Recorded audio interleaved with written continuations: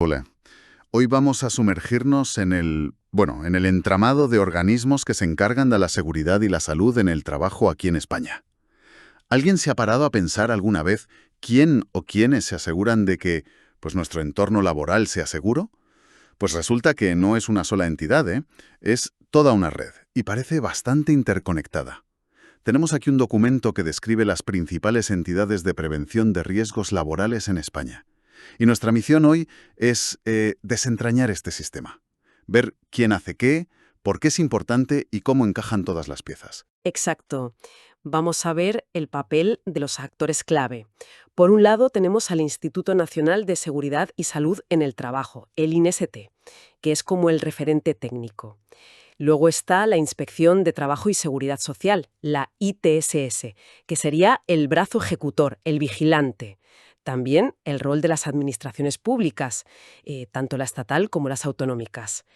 Y dos órganos que son fundamentales para la participación. La Comisión Nacional de Seguridad y Salud en el Trabajo, la CNSST, a nivel estatal. Y luego, ya en el corazón de las empresas, los Comités de Seguridad y Salud, los CSS. Suena un ecosistema complejo, la verdad, pero también fascinante. A ver si conseguimos montar esa imagen completa. Empecemos por el principio, por el conocimiento técnico. ¿Cuál es exactamente el papel del INST?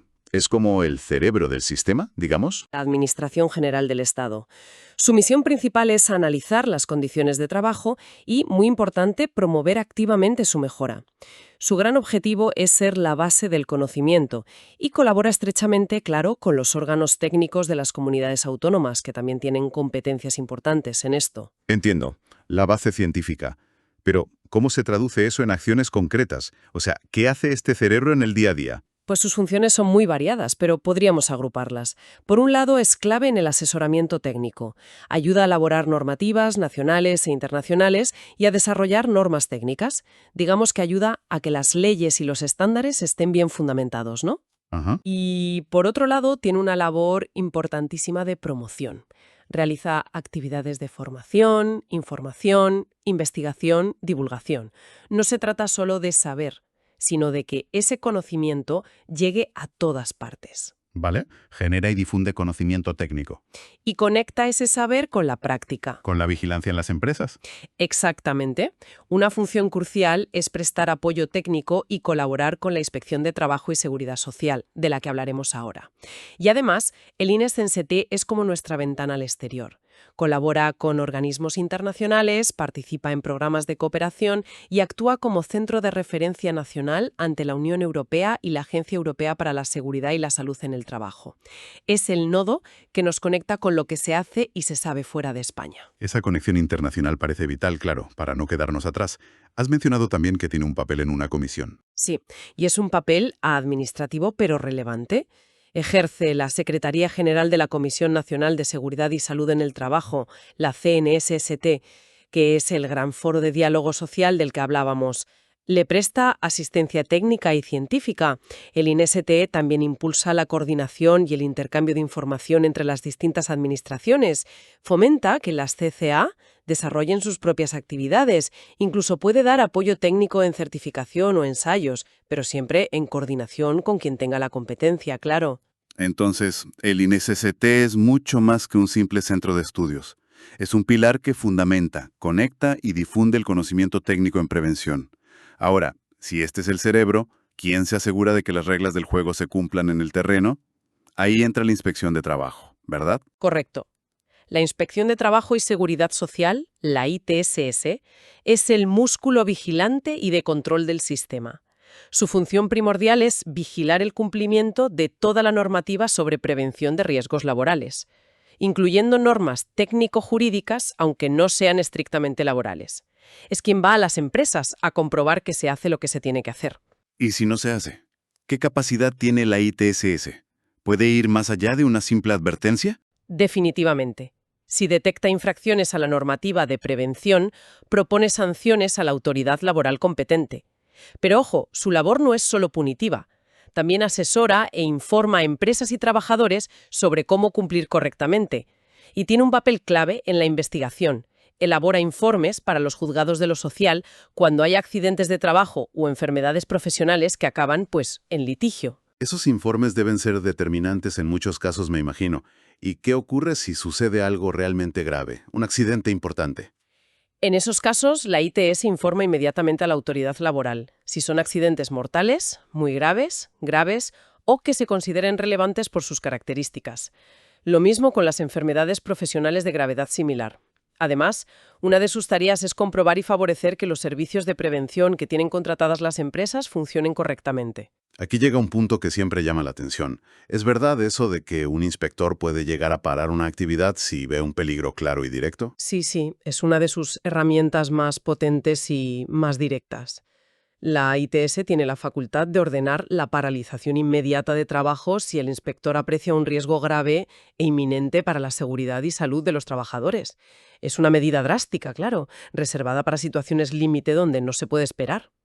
Ostras, eso sí que es capacidad de intervención directa para proteger a las personas. ¿Toman esa decisión solos o necesitan algún tipo de respaldo técnico? Es una decisión de gran responsabilidad, desde luego. Para esta función específica de paralización, la normativa indica que las administraciones públicas, tanto la estatal como las autonómicas, deben garantizar la colaboración pericial y el asesoramiento técnico necesario. A nivel estatal, ese apoyo técnico fundamental lo presta precisamente el INST, el cerebro que mencionábamos antes. Ah, claro. Ahí se cierra el círculo. El conocimiento técnico apoya la acción inspectora. Tiene todo el sentido. Y has mencionado varias veces a las comunidades autónomas. ¿Cómo encajan las administraciones públicas en general, más allá del INST y la ITSS, en este esquema? Bueno, las administraciones públicas, las AAP, tanto la estatal como sobre todo las autonómicas por sus competencias transferidas, juegan un papel activo y complementario muy importante. No son meros espectadores, ni mucho menos. Elaboran y coordinan planes de actuación preventiva en sus territorios. Estos planes suelen enfocarse en ayudar a las pequeñas y medianas empresas, las pymes, y a los sectores con mayores índices de riesgo o siniestralidad, que a menudo son los que más apoyo necesitan, claro. ¿Y cómo se materializa esa ayuda a pymes o sectores de riesgo? No se limita a hacer planes en papel, ¿verdad? No, para nada. La ayuda se concreta en acciones de asesoramiento directo, información, formación específica, asistencia técnica. Y van más allá. Los funcionarios públicos de estas administraciones, los que ejercen labores técnicas en prevención, los llamados técnicos habilitados, pueden realizar funciones de comprobación. O sea, pueden ir a las empresas a comprobar las condiciones de seguridad y salud. No son inspectores de trabajo, pero sí verifican el cumplimiento. Interesante. ¿Y qué ocurre si estos técnicos de las AAP detectan irregularidades durante sus visitas? ¿Sus informes tienen consecuencias legales? Sí, las tienen. Estas actuaciones comprobatorias se planifican en coordinación con la Inspección de Trabajo. Si un técnico de la AAP detecta una infracción, y aquí hay un matiz importante, siempre que la empresa ya hubiera sido requerida antes para corregir esa deficiencia y no lo hubiera hecho, entonces el técnico elabora un informe detallado. Y este informe, donde constan los hechos comprobados, se remite a la ITSS para que, si procede, pues levante el acta de infracción correspondiente. ¿Y ese informe tiene alguna consideración especial? Mucha. Los hechos relativos a las condiciones materiales o técnicas de seguridad y salud que se recogen en esos informes técnicos de las APP tienen presunción de certeza. Esto significa que legalmente se consideran ciertos a menos que se demuestre lo contrario. Le da un peso muy significativo a la labor de estos técnicos autonómicos o estatales. Y además, no podemos olvidar que dentro de las APP, las que son competentes en materia sanitaria tienen un rol específico en salud laboral. Les corresponde evaluar y controlar la calidad de las actuaciones sanitarias que realizan los servicios de prevención. También deben implantar sistemas de información para crear mapas de riesgos laborales, hacer estudios epidemiológicos, lo que ayuda a entender dónde están los problemas de salud ligados al trabajo y a prevenirlos mejor. Esto, idealmente, se hace en coordinación con las autoridades laborales. O sea que la vertiente puramente sanitaria de la prevención también tiene su propio carril dentro de las AEPP, buscando la conexión con lo laboral. Exacto. Estas autoridades sanitarias también supervisan la formación del personal sanitario de los servicios de prevención y realizan sus propios estudios sobre la salud de los trabajadores. La idea es que la salud en el trabajo se aborde desde una perspectiva integral, ¿no? Coordinando la visión laboral y la sanitaria. Aunque bueno, en la práctica esa coordinación es siempre un reto. Parece que la palabra clave en todo este sistema es coordinación, ¿verdad? Entre diferentes niveles de administración, entre lo técnico y lo inspector, entre lo laboral y lo sanitario, y en medio de todo esto, ¿qué papel juegan los que están directamente afectados, los trabajadores y las empresas? ¿Tienen mecanismos para participar activamente? Absolutamente. La participación es un pilar fundamental de la Ley de Prevención de Riesgos Laborales. Los trabajadores y sus representantes tienen el derecho explícito de recurrir a la inspección de trabajo si consideran que las medidas preventivas que ha puesto en marcha el empresario no son suficientes para garantizar su seguridad y su salud. Es un canal directo para hacer oír su voz si sienten que algo no va bien. ¿Y pueden participar de alguna manera cuando la inspección visita su empresa? Sí, de hecho, es la práctica habitual. Cuando un inspector visita un centro de trabajo para verificar las condiciones de prevención, normalmente comunica su presencia, no solo al empresario, sino también al Comité de Seguridad y Salud, al delegado de prevención o, en su defecto, a los representantes legales de los trabajadores. El propósito es que puedan acompañarle durante la inspección y hacerle las observaciones que crean convenientes. ¿Siempre se les avisa? La norma general es que sí, para fomentar esa participación. Podría haber excepciones si el inspector cree que avisar podría frustrar el objetivo de la inspección, pero no es lo común. Además, los resultados de la visita y las medidas que ordene el inspector deben quedar reflejadas en el libro de visitas de la inspección, que tiene que estar en cada centro de trabajo, y los delegados de prevención deben ser informados de esas anotaciones. Y a un nivel más general, las organizaciones sindicales y empresariales también tienen voz en cómo funciona la inspección. Sí, las más representativas participan a nivel estratégico. Son consultadas antes de que la ITS elabore sus planes de actuación en materia de prevención, especialmente cuando se diseñan programas específicos para empresas muy pequeñas, de menos de 6 trabajadores, que a menudo necesitan enfoques adaptados. Y posteriormente se les informa de los resultados de esos planes. Hay un diálogo constante, o debería haberlo. Hablando de diálogo y participación a nivel estratégico, antes mencionaste la Comisión Nacional de Seguridad y Salud en el Trabajo, la CNSST. ¿Podrías detallar un poco más qué es y por qué es importante? La CNSST es, podríamos decir, la gran mesa de diálogo social y consulta para las políticas de prevención a nivel estatal. Se define como un órgano colegiado y su característica fundamental es que es el órgano de participación institucional por excelencia en materia de seguridad y salud. Aquí es donde se sientan a hablar las administraciones y los agentes sociales. ¿Y quiénes se sientan exactamente en esa mesa? La composición debe ser clave para entender su funcionamiento, ¿no? Totalmente. Su composición refleja ese carácter tripartito y paritario. Está integrada por un representante de cada comunidad autónoma, un número igual de miembros de la Administración General del Estado, y aquí viene lo interesante de la paridad, un número de representantes de las organizaciones empresariales y sindicales más representativas que iguala a la suma de los dos anteriores, o sea, Estado más CCAA. Tripartita y paritaria.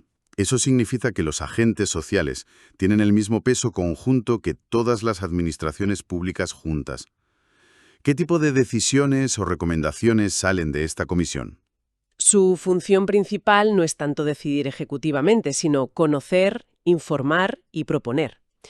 Conoce las actuaciones que desarrollan las diferentes administraciones en prevención. Y a partir de ahí puede formular propuestas.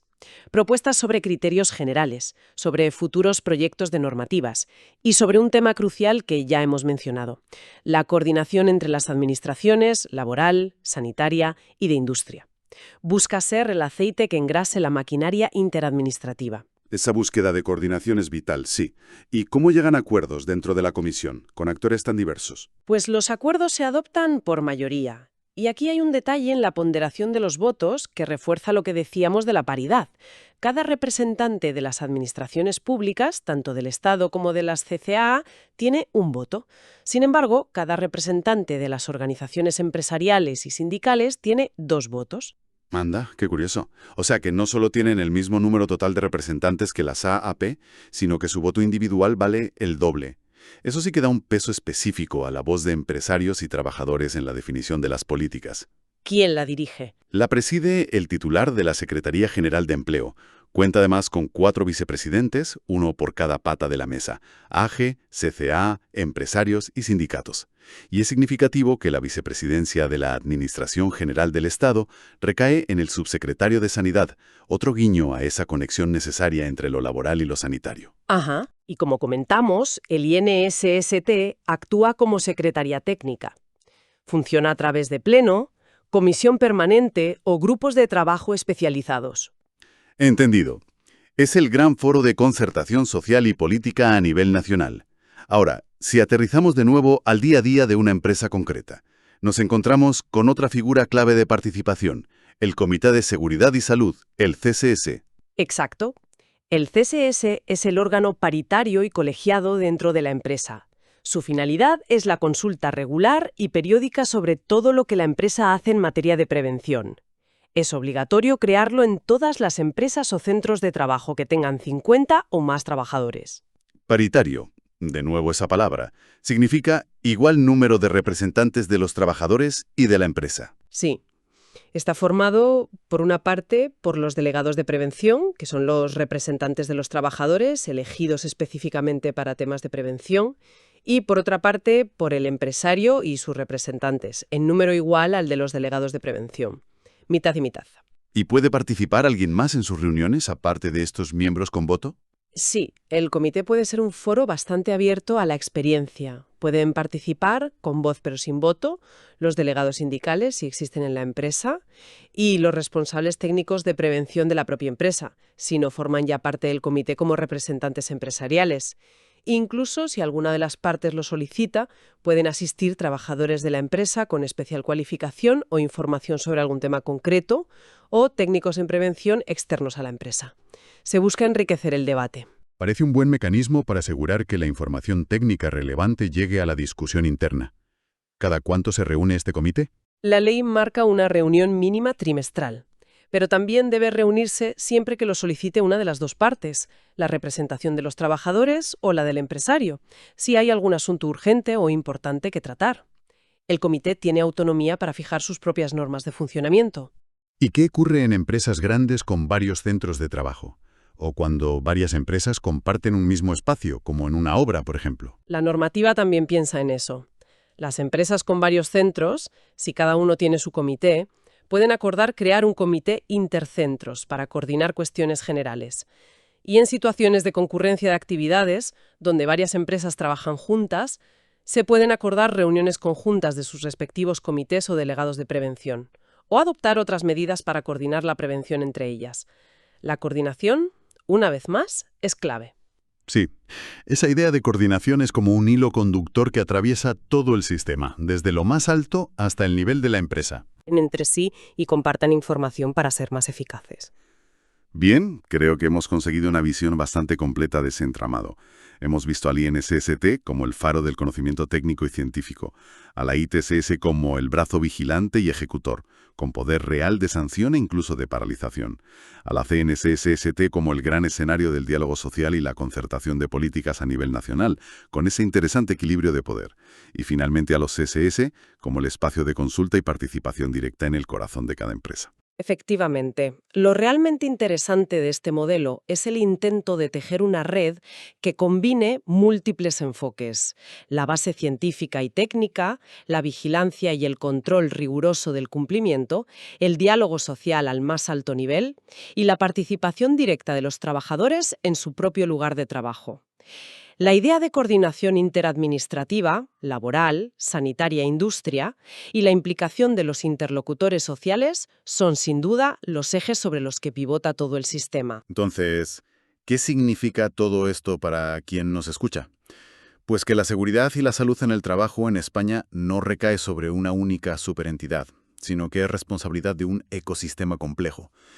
Un sistema diseñado para abordar el problema desde ángulos muy diferentes: la investigación, la normativa, la inspección, la sanción, el diálogo político y la consulta diaria en la empresa. Entender quién es quién y qué papel juega puede ser muy útil, ya sea para una empresa, un trabajador, un profesional de la prevención o simplemente para cualquiera interesado en cómo se gestionan estos temas tan fundamentales. Y como reflexión final, algo en lo que seguir pensando. Tenemos una arquitectura institucional muy completa sobre el papel, ¿verdad? Distribuida en múltiples niveles e involucrando a muchos actores. Pero ¿cuál es el mayor desafío práctico para que la coordinación y la comunicación entre todas estas piezas sean realmente fluidas y efectivas en el día a día?